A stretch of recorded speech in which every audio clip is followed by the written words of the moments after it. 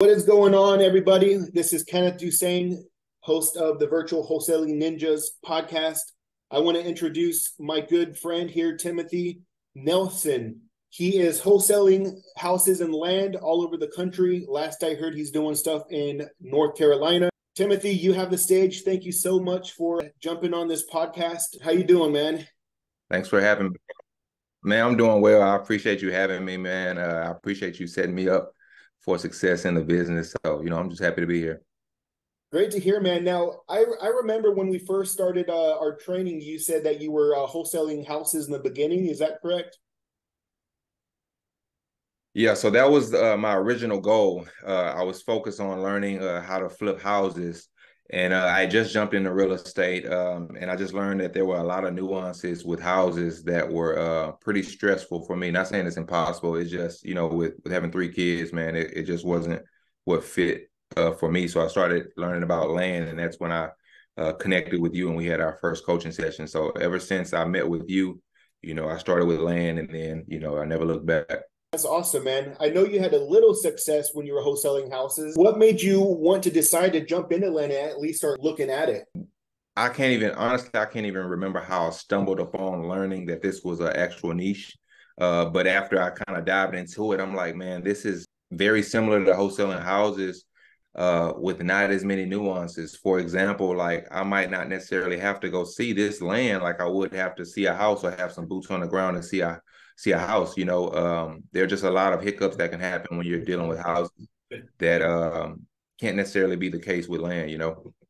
Man, I love that you said that, man, for sure. The toughest thing with wholesaling houses in our business is getting buyers over there because, when you're trying to send buyers to a house, you have the sellers, kind of intercepting the buyer and all this stuff, which we still wholesale houses, don't get me wrong, but we love land for the fact that a seller isn't going to go and meet a buyer at the property Right. and Right. ask them a bunch of questions. It's just vacant land. Yep. Now, Tim, when did you first realize you wanted to be an entrepreneur? Man, that's a great question. I think just going back a few years, man, honestly, since I was a kid, I always had like a creative spirit. And I wanted to do something for myself. I wanted to create something and I wanted to sustain something.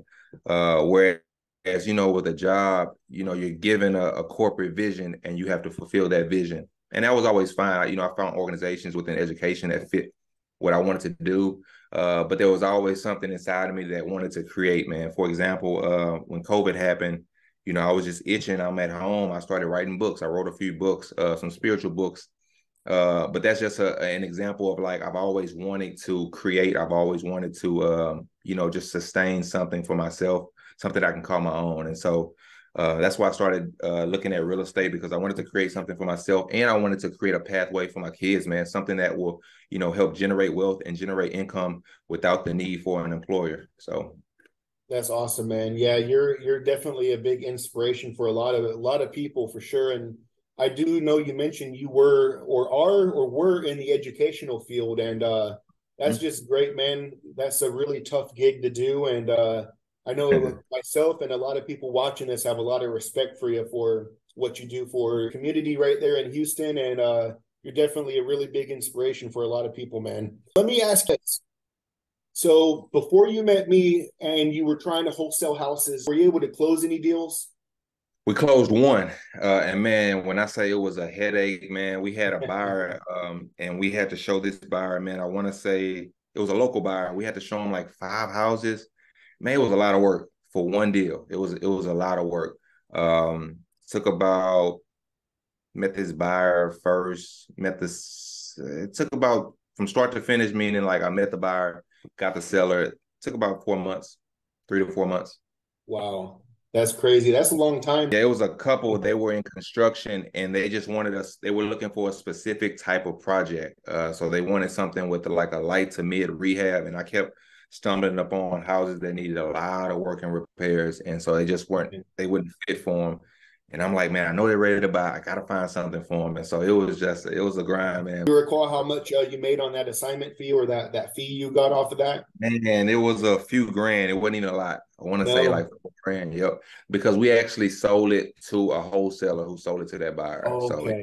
That makes Mm-hmm. sense. Well, the good thing about that deal is it showed you the proof that this business works. A lot of Yep. people go, a couple years without seeing any deals, and they just are so obsessed with this business that they just keep going and going and going Mm-hmm. without any even proof behind it. So you have that proof behind that it works.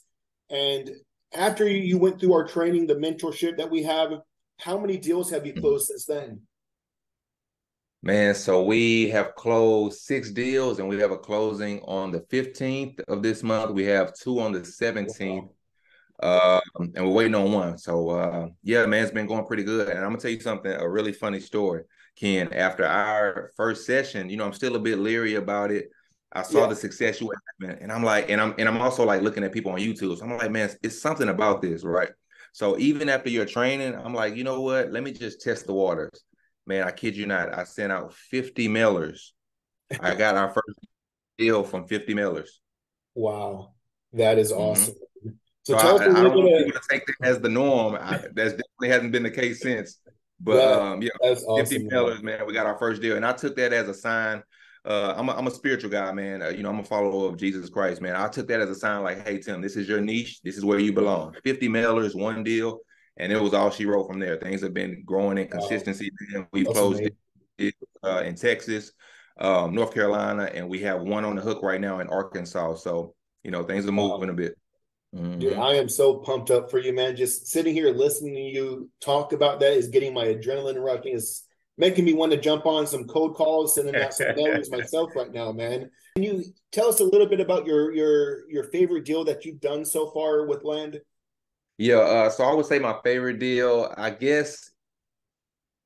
So we got it from mail. All we do is send mail now. I was doing the cold calls and we got one deal from cold calling, but I just noticed it takes a lot more time consumption than mailing, right? So mailing and we set up the phone system so people call us and we just call back the people who are interested.